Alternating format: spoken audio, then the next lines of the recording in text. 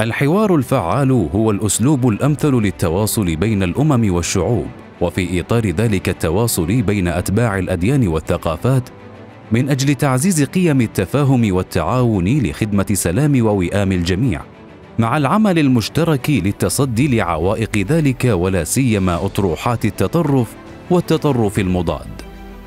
ينشأ عن غياب ثقافة الحوار الفعال بروحه الإيجابية فقدان الثقة بالآخرين، ومن ثم وجود عزلة علمية وفكرية يتولد عنها تعصب وكراهية وانغلاق واغترار تلقائي، هو السبب في عموم مزالق التطرف على امتداد تاريخه وبمختلف توجهاته.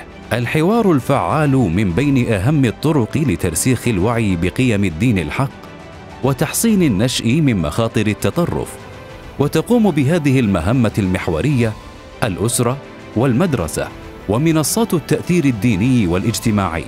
ولكفاءة الأداء لا بد من التنسيق الفاعل بين الأسرة والمدرسة.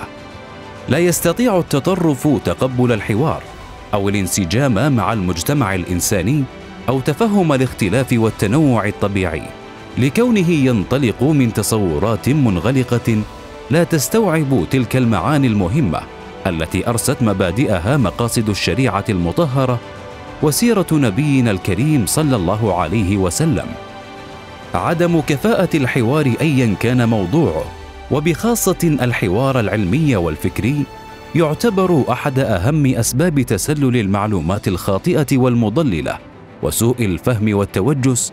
ولا يشكو عالم اليوم من غياب الحوار بقدر شكواه من عدم وجود أثر فعال له، والسبب يكمن في إشكاليات تتعلق ببيئته وكفاءته.